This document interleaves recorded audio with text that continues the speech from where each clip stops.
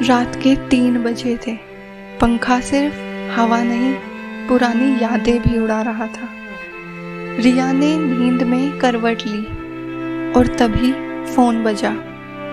Screen पर नाम था विहान, वो नाम जिसे रिया ने अपने दिल से डिलीट कर दिया था, पर मेमोरीज से कभी नहीं कर पाई।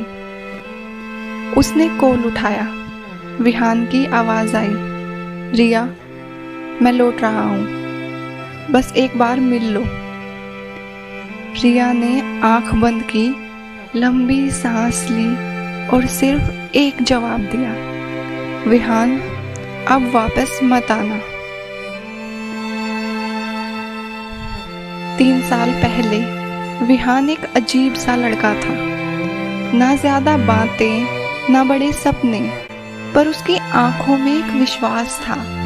और रिया एक ऐसी लड़की थी जिसे सब कुछ समझ आता था, बस खुद के इमोशंस नहीं। उनकी मुलाकात एक साइकोलॉजी सेमिनार में हुई थी। दिन कॉफी पे गुजरते और रात छोटी डायरीज में। विहान हर रात लिखता, एक दिन तुम मेरी कहानी बनोगी। रिया हंसती थी और कहती थी, लिखना बंद मत करना, मैं पढ़ते रहना चाहती हूँ।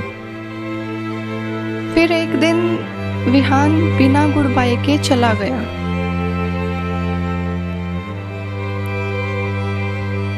आज विहान वापस आया। सामने कॉफी टेबल पर एक डायरी रखती, वही डायरी।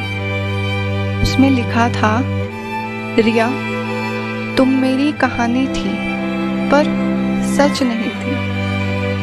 मैं एक प्रोजेक्ट का हिस्सा था, लोगों के रिएक्शंस कैप्चर करने का, लोगों के इमोशनल रिएक्शंस कैप्चर करना मेरा प्रोजेक्ट था।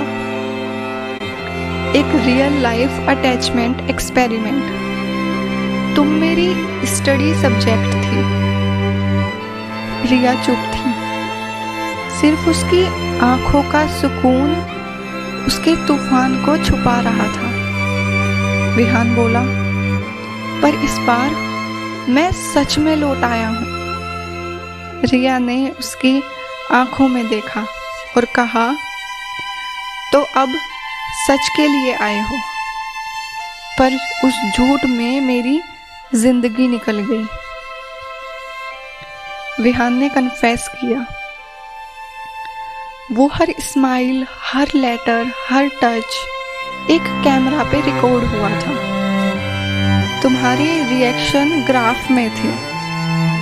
मेरे सीनियर प्रोफेसर्स एनालाइज कर रहे थे तुम्हें, मुझे तुमसे नहीं, तुम्हारी फीलिंग्स से प्यार था। रिया ने डायरी उठाई और कहा, तुमने मुझे समझने का नाटक किया और मैं खुद को तुम में खो बैठी। रिया ने डायरी को आग में डाल दिया। हर पेज जला, जैसे एक एक याद धुआं बन गई हो। और फिर कहा, तुमने मुझे सिर्फ एक रिपोर्ट बनाया, मैं अब खुद की किताब लिख रही हूँ। अब वापस मत आना विहान, क्योंकि जहाँ झूठ की जमीन हो वहाँ सच के पांव नहीं टिकते। और अब मुझे तुम्हारी जरूरत नहीं है, तुम लौट जाओ। प्यार में गलतियां माफ हो सकती हैं, पर जानबूझ के किसी के दिल से खेलना नहीं।